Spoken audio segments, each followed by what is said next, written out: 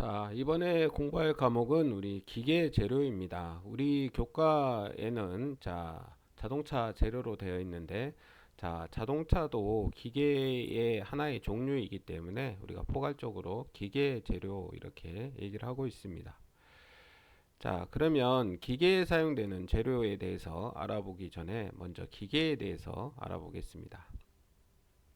자, 기계의 정의는 외력에 파괴되거나 변형되지 않는 저항력이 있는 몇 개의 강체로 구성된 조합체로서 에너지를 받아서 상대 운동을 통해 가지고 우리가 원하는 어떠한 유효한 일을 할 수 있는 이러한 구성품, 즉 시스템을 우리가 기계라고 정의를 하고 있습니다.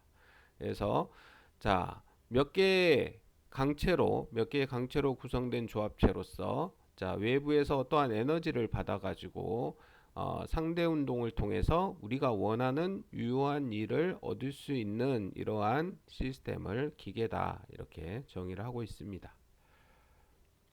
자, 그러면 이러한 기계의 구비 조건은 무엇이냐? 기계의 구비 조건은 여러 개의 구성 부품으로 조립이 되어 있어야 됩니다. 기계라고 하면 여러 개의 부품으로 조립이 되어 있어야 되고, 외부로부터 받은 힘에 대해서 충분한 저항력을 가지고 있어야 됩니다. 그 다음에 세 번째, 한정된 위치에서 서로 상대 운동을 해야 된다. 네 번째, 에너지의 공급을 받아 유효한 기계적 일을 해야 우리가 기계라고 정의를 할 수가 있습니다. 이러한 네 가지 구비 조건을 우리가 다시 이용해서 기계의 정의에 대해서 다시 말씀드리면, 에너지 또는 물질의 변환을 통해서 상대 운동을 통해서 힘을 전달함으로써 인간 활동을 지원하는 어떠한 일을 하는 이러한 시스템을 우리가 기계다 이렇게 정의할 수가 있습니다. 그러면 이러한 기계를 만들기 위해서 사용되는 어떠한 재료, 이러한 재료를 우리가 기계 재료다 이렇게 얘기할 수 있습니다. 그래서 일반적으로 우리가 기계 재료라고 하면은 방금 전에 말씀드린 기계나 또는 기계뿐만이 아니고 어떤 구조물, 우리가 인간의 생활을 돕는 어떤 구조물을 제작하기 위해서 사용되는 각종 재료를 우리가 기계 재료다 이렇게 정의할 수가 있습니다. 그러면 이러한 기계 재료는 우리가 어떠한 것들이 있느냐? 기계 재료를 우리가 간단히 종류를 정리해 보면, 첫 번째 우리가 가장 많이 사용하고 있는 기계 재료에는 금속 재료가 있습니다. 금속 재료는 다시 우리가 분류를 하면 인류가 가장 많이 사용하고 있는 철을 이용한 철강 재료가 있고, 우리가 신석기, 구석기, 신석기, 청동기, 철기. 우리가 지금 철기 시대를 살고 있는데, 이 지금 현재에도 가장 많이 사용되고 있는 게 이 철강 재료다 이렇게 얘기할 수가 있습니다. 이러한 금속 재료 중에 철을 뺀 나머지 금속을 우리가 비철 금속 재료다 이렇게 얘기합니다. 그러니까 철이 아닌 금속이란 얘기죠. 그래서 비철 금속 재료다 이렇게 정의를 하고, 그러니까 금속 재료에는 철강 재료가 있고 철이 아닌 금속, 비철 금속 재료가 있습니다. 그러면 지구상에 금속 재료만 있느냐? 그렇지 않죠. 그래서 금속이 아닌 재료가 있습니다. 이러한 금속이 아닌 재료를 우리가 비금속 재료다 이렇게 얘기합니다. 이러한 비금속 재료에는 무기질 재료가 있고 유기질 재료가 있는데, 무기질 재료에는 유리, 시멘트, 석재, 이러한 것들은 우리가 무기질 재료다 이렇게 얘기하고, 유기질 재료는 플라스틱, 목재, 고무, 피역, 즉 가죽을 얘기하는 겁니다. 가죽, 직물, 이러한 것들을 우리가 유기질 재료다 이렇게 얘기를 합니다. 그 다음에 금속 재료와 비금속 재료를 제외한 나머지 기능성 및 복합 재료 또는 신소재, 이러한 것들은 최근에 들어서 우리가 개발되고 있는 재료들에 속합니다. 그래서 선단 복합 재료, 유리 섬유 강화 플라스틱, 그 다음에 섬유 강화 금속, 섬유 강화 세라믹, 그 다음에 초소성 합금, 그 다음에 형상 기억 합금, 그 다음에 아몰퍼스 금속, 이러한 재료들이 우리가 기능성 및 복합 재료 또는 신소재 쪽에 분류가 되고 있습니다. 자, 그러면 이러한 기계 재료의 선정 방법에 대해서 알아보겠습니다. 자, 우리가 어떠한 기계에 어떠한 재료를 선정을 해야 되느냐. 자, 이런 경우에 우리가 알아야 될 거는, 자, 요구되는 기능을 충분히 분석해서 우리가 그 기계에 가해지는 하중의 종류나 크기 및 부하 조건에 맞는 강도나 그 밖의 기계적 성질을 우리가 분석해서, 자, 이 재료가 여기 이 기계에 사용되어도, 이 부품의 조건에 사용되어도 되는 건지를 우리가 분석을 먼저 해야 됩니다. 그래서 가령 우리가 어떠한 의자를 만드는데 저렴하고 만들기 쉽다 그래서 종이나 이런 걸로 의자를 만들어 놓으면, 자, 우리가 사람이 앉았을 때 그 강도를 유지할 수가 없습니다. 그래서 자, 요구되는 기능과 충분한 분석을 통해 가지고 우리가 하중, 무게가 힘이 얼마나 가해지는지 그 크기에 따라서 우리가 거기에 맞는 재료를 우리가 선정을 해야 된다는 얘기입니다. 그 외에도 우리가 기계적 성질에 대해서 우리가 충분히 분석을 해서 거기에 맞는 재료를 선정해야 된다. 또한 사용되는 조건 및 환경을 고려해서 우리가 물에 사용되는 어떠한 물에 사용되는 재료라 그러면, 자, 물이 접촉하는 부분에서는 우리가 철강 재료를 사용하면 일반적으로 부식되는 경우가 많습니다. 물론 이제 철이 다 부식되는 건 아니지만, 자, 철에 우리가 내식성을 주는 크롬이나 니켈을 첨가해서 우리가 내부식성을 높여주면 물론 이제 부식성이 없어져서 내부식성이 향상되는데, 자, 이러한 그 사용되는 조건이나 환경에 따라서 우리가 내부식성이 있어야 되는 건지 아니면 내마멸성, 그러니까 마모가 잘 안 돼야 되는 건지, 우리가 브레이크나 이런 거는 패드에 계속 이렇게 마찰에 의해서 마모가 되기 때문에 이런 경우에는 내마멸성이 있어야 됩니다. 자, 내식성이라고 하는 거는, 자, 부식에 잘 견디는 성질이고, 내마멸성이라고 하는 거는 마모에 잘 견디는 성질. 그 다음에 내열성이라고 하는 거는 열에 잘 견디는 성질. 자, 이러한 내식성이 필요하냐, 내마멸성이 필요하냐, 내열성이 필요하냐, 이러한 등등의, 자, 사용되는 환경에 따라서 우리가 이러한 부분들을 고려해서 재료를 선정해야 된다는 얘기입니다.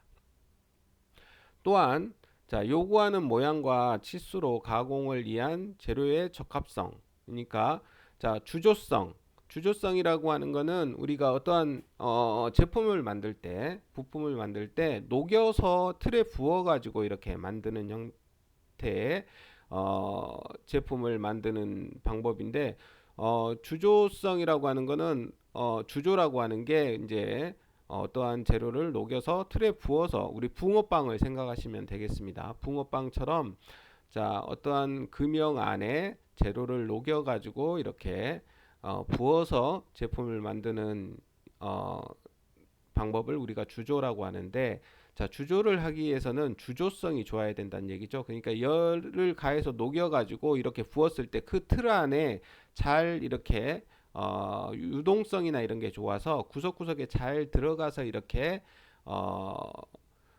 그 제품의 틀 안에서 유동성이 좋아가지고 형상을 잘 이렇게 만들 수 있는 그러한 성질을 가지고 있어야 된다는 얘기입니다. 그러한 성질을 우리가 주조성이라고 하는데, 자, 이러한 성질을 가지고 있고, 또한 소성 가공성. 자, 소성 가공이라고 하는 거는 우리가 소성이라고 하는 거는 재료가 어떠한 힘을 받아서 이렇게 변형되는 성질을 우리가 소성이라고 하고, 자, 소성에 반대되는 개념으로는 우리가 탄성이라는 성질이 있습니다. 탄성은 우리가 고무줄처럼 잘 잡아당기면 잘 늘어났다가 힘을 제거하면 다시 원상태로 돌아가는 이러한 성질을 우리가 탄성이라고 하고, 자, 어떠한 힘을 가했을 때 변형이 되는 성질을 우리가 소성이라고 합니다. 그래서 자, 소성 가공성이 좋아야 된다.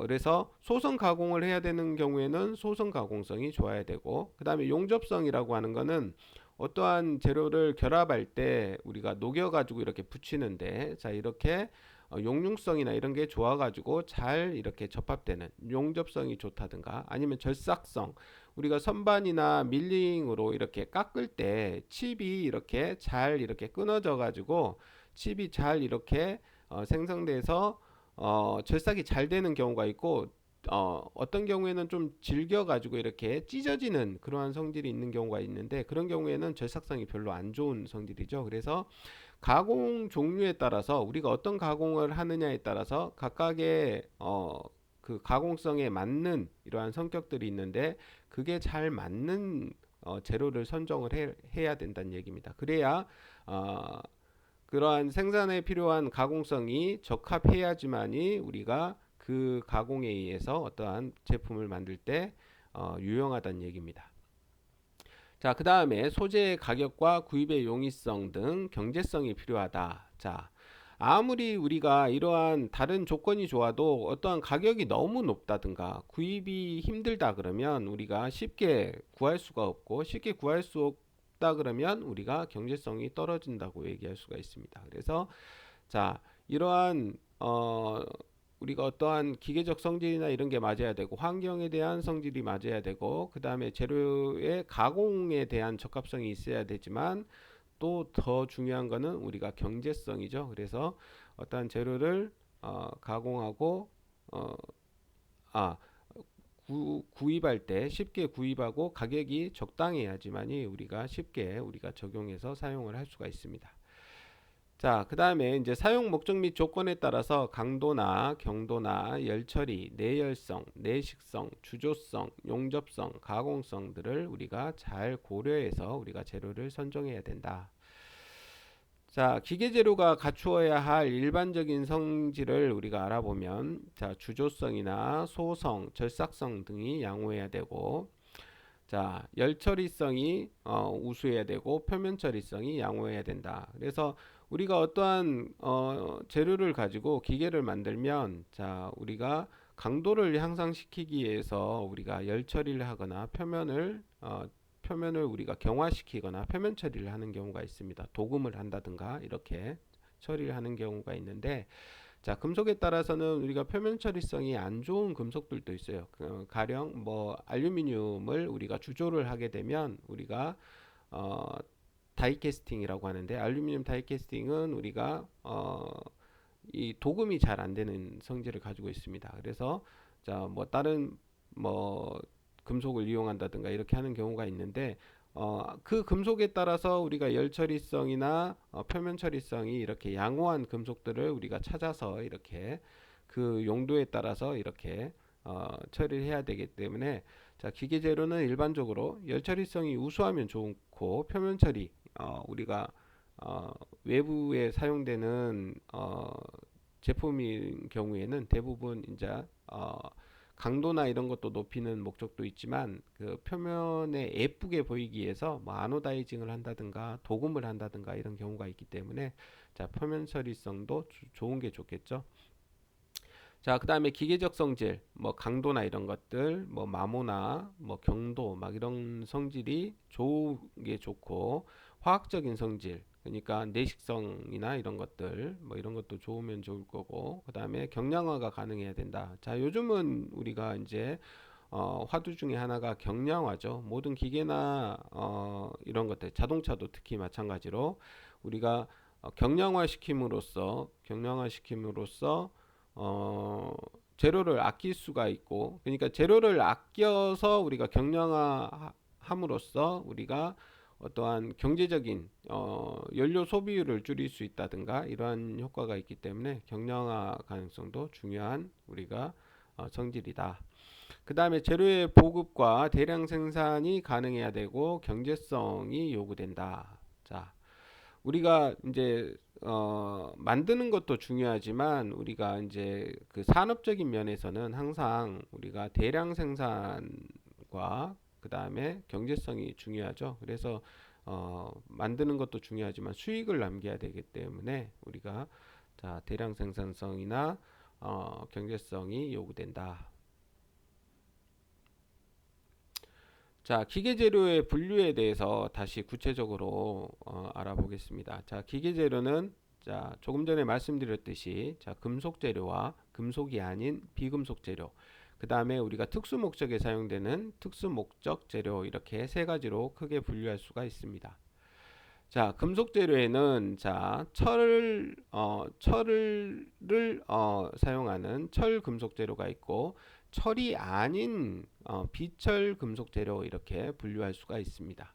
자, 철은 다시 철에 우리가 탄소가 얼만큼 포함되어 있느냐에 따라서 우리가 철의 성질에 가장 영향을 주는 그 화합물이 탄소입니다. 탄소의 양에 따라서 철의 성질이 엄청나게 차이가 나기 때문에 철의 함량에 따라서 순철, 강, 주철, 이렇게 세 가지로 분류를 하고 있습니다. 그래서 순철이라고 하는 거는 자, 순수한 철, 그러니까 탄소의 함량이 가장 작단 얘기죠. 그래서 자, 순철은 철의 함량이 작은 우리가 철을 우리가 순철이라고 합니다. 자, 순철에는 암코철, 그 다음에 전해철, 이런 게 있고, 강은 이제 탄소가 순철보다는 많고 주철보다는 작은 영역에 있는 철을 우리가 강이라고 하는데, 강에는 자, 탄소강, 합금강, 주강, 이러한 종류가 있습니다. 자, 그 다음에 주철은 우리가 자, 보통 주철, 합금 주철, 특수 주철, 이렇게 분류를 하고 있습니다. 주철은 이제 탄소 함량이 가장 많은 철로서 일반적으로 이제 철에 탄소가 많아지면 강도가 이렇게 강해지는 성질이 있고, 단단해지는 경도가 단단해지는 성질을 띠게 됩니다. 그에 반해서 철이 많아지면 강도나 경도는 높아지지만 우리가 얘기하는 치성, 그러니까 잘 깨지는, 충격에 잘 깨지는 성질을 띠게 됩니다. 그래서 자, 주철은 우리가 치성이 강해지고, 위로 올라가면 강이나 순철은 우리가 강도는 더 떨어지지만 그에 비해서 이제 연성, 우리가 잘 늘어나는 성질이죠. 충격에 잘 깨지지 않으면서 늘어나는 이러한 성질을 갖게 됩니다. 그래서 자, 탄소 함량에 따라서 순철, 강, 주철, 이렇게 나눌 수가 있다. 자, 비철 금속에는 우리가 구리를 얘기하는 거죠. 구리를 이용한 합금, 그러니까 청동이나 황동이나 이런 것들. 자, 그래서 구리와 구리합금이 있고, 그 다음에 알루미늄과 그 합금, 우리가 이제 주로 경량화에 주로 많이 사용하는 재료 중에 이제 알루미늄이 있습니다. 알루미늄은 비중이 2.78 정도 되기 때문에 철이 비중이 2.9 정도 됩니다. 7.9 정도. 철은 비중이 7.9 정도 되고, 자, 비철 금속 중에서 알루미늄은 비중량이 2.78 정도 됩니다. 그러니까 철에 비해서 약 3배 정도 가볍다고 할 수가 있겠죠. 그래서 3배 정도 가볍기 때문에 우리가 철이 무거워서 우리가 사용이 좀 힘든 부분에는 경량화를 위해서 우리가 알루미늄 합금을 쓰는 경우가 많이 있습니다. 대신 이제 알루미늄 합금은 철에 비해서 가격이 비싸기 때문에 우리가 좀 더 무게를 줄이면서 약간 고급화되어 있는 부분에 알루미늄 합금을 사용한다고 생각하시면 되고, 이 철보다도 더 가벼운 게 마그네슘이에요. 마그네슘은 비중이 1.7 정도 됩니다. 아까 얘가 2.8, 알루미늄이 2.78이라 그랬는데 마그네슘은 1.7 정도 되니까 약 절반은 약간 안 되지만 거의 절반 가까이 가볍다고 할 수가 있습니다. 그래서 마그네슘과 그 합금은 우리가 경량화가 필요한 그러한 부분에 주로 사용을 하고 있습니다. 노트북 케이스나 이런 것들도 우리가 마그네슘 합금을 사용하게 되면 훨씬 더 이렇게 가볍게 이렇게 제작을 할 수 있기 때문에 자, 주로 경량화가 필요한 부분에 마그네슘을 많이 사용하는데, 자, 이 마그네슘을 사용하는 경우에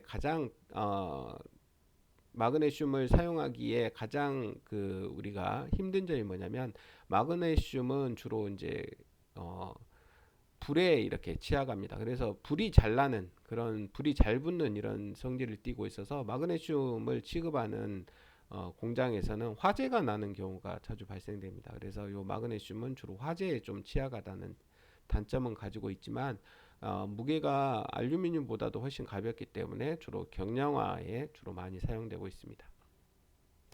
그 다음에 이제 티타늄인데, 티타늄은 우리가 비중이 한 4.54 정도 됩니다. 자, 비중이라는 개념은 뒤에 가서 설명드리겠지만, 물의 무게보다 얼만큼 무겁냐의 비율을 나타내는 게 우리가 비중이라고 합니다. 그래서 비중이 1이다 그러면 물의 무게가 비중이 1이에요. 그러면 티타늄이 비중이 4.54다 이러면 물보다 4.54배 무겁다는 얘기죠.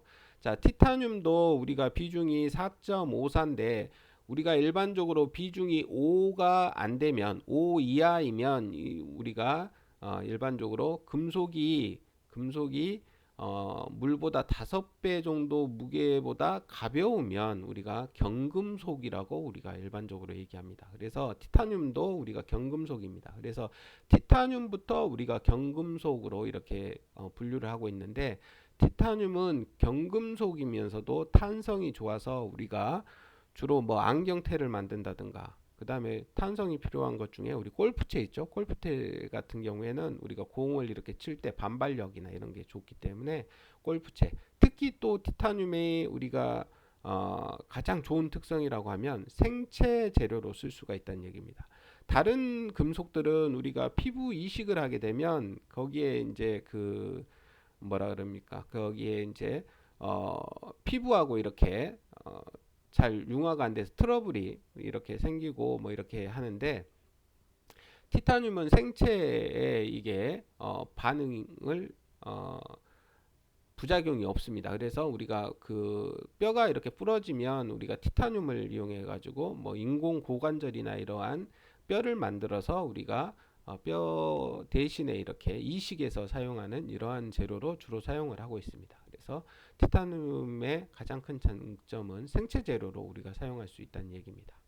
그래서 티타늄, 특히 우리 뭐 임플란트나 이런 것들도 우리가 생체, 우리 입 그 피부 안에 삽입을 해야 되기 때문에 이러한 재료에 주로 티타늄을 많이 사용하고 있다.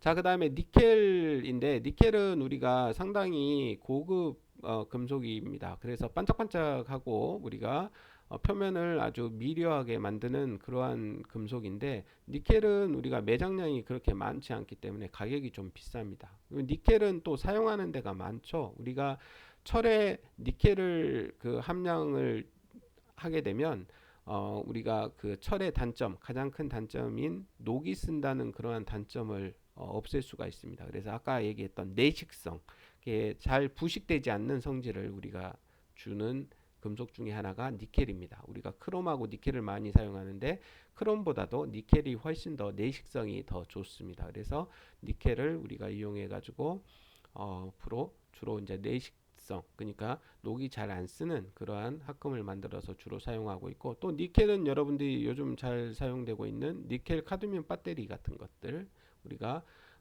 배터리에 주로 사용되는 그러한 재료입니다. 그래서 사용하는 데는 많은데 매장량이 그렇게 풍부하지 않기 때문에 니켈도 상당히 비싼 금속에 해당이 됩니다. 자, 그 외에도 우리가 아연이나 납이나 주석과 같은 이러한 금속과 그 합금들이 있고, 그 다음에 이제 가격이 비싼, 우리가 매장량이 작아서 가격이 비싼 기금속류들이 여기에 속합니다. 그래서 철금속 재료와 비철금속 재료 이렇게 나눌 수가 있고, 자, 그 다음에 비금속 재료에는 무기질 재료, 그 다음에 유기질 재료 이렇게 분류할 수 있습니다. 자, 무기질 재료에는 유리, 시멘트, 석재 등이 해당되고, 자, 유기질 재료에는 플라스틱, 목재, 고무, 가죽, 섬유, 자, 이러한 것들이 자 해당됩니다. 그 다음에 특수 목적 재료에는 특수 목적 재료, 그 다음에 기능성 재료 이렇게 분류가 되는데, 특수 목적 재료에는 우리가 공구용 재료, 베어링 재료, 그 다음에 스프링 재료, 내식, 그 다음에 내마멸성 재료, 그 다음에 전기 및 자성 재료나 원자로용 재료, 이러한 것들이 특수 목적용 재료에 해당되고, 자, 기능성 재료, 초전도 재료, 그 다음에 비정질 재료, 그 다음에 형상 기억합금, 재진합금. 재진합금이라고 하는 거는 우리가 진동에 진동을 잘 막아줄 수 있는 그러한 형상 기억학금은 우리가 한번 이렇게 그 형상을 기억해 놓으면 다시 복원되는 그러한 재료. 비정질 재료는 우리가 아몰펄스라 그래서 우리가 금속이면서도 액체 성향을 띠고 있는 비정질 재료를 얘기합니다. 그 다음에 초전도 재료는 전도성이 아주 우수한 재료. 그 다음에 초소성 재료, 소성이 아주 우수한 재료. 그 다음에 복합 재료. 자, 복합 재료는 우리가 특수한 목적, 아주 강한 강도나 이런 걸 내기 위해서 이렇게 여러 가지를 복합해서 만드는 재료, 뭐 이런 것들이 있고, 자, 파인 세라믹, 그 다음에 반도체 재료, 뭐 이런 것들이 기능성 재료에 해당됩니다. 자, 그 다음에 기계 재료의 규격은, 자, 우리가 기계 재료는 우리가 주요국의 공업규격, 그러니까 각 나라마다 우리가 그 기계 재료에 대한 규격이 정해져 있습니다. 그래서 자, 한국 공업규격, 우리나라에서는 KS라고 하는 한국 공업 규격에 정해져 있고, 영국은 BS, 그 다음에 독일은 DIN, 그 다음에 미국 표준 규격은 ANSI, ANSI, 안시에 이렇게 정해져 있고, 일본은 JIS, JIS. 그 다음에 우리가 이 각 나라마다의 규격이 다 달라서 이걸 좀 그 통일을 하자 해서 국제 표준 규격이 있습니다. 그래서 국제 표준화 기구는 ISO 규정을 이렇게 정하고 있습니다. 자, 그 다음에 자, 한국 공업 규격에서의 분류를 보시면 자, KS에 정해져 있는데 KS 다음에 A는 기본, B는 기계. 그러니까 기계에 대한 규정은 KSB 해가지고 이렇게 숫자로 뒤에 나와 있습니다. 그 다음에 전기는 C, 그 다음에 금속은 D, 광산은 E, 뭐 이런 식으로 각 분야별로 이렇게 알파벳으로 이렇게 나타내고 있습니다. 자, 기계는 우리가 B로 이렇게 나타내고 있다. 자, 금속의 결정 구조와 변태는 다음 시간에 하겠습니다.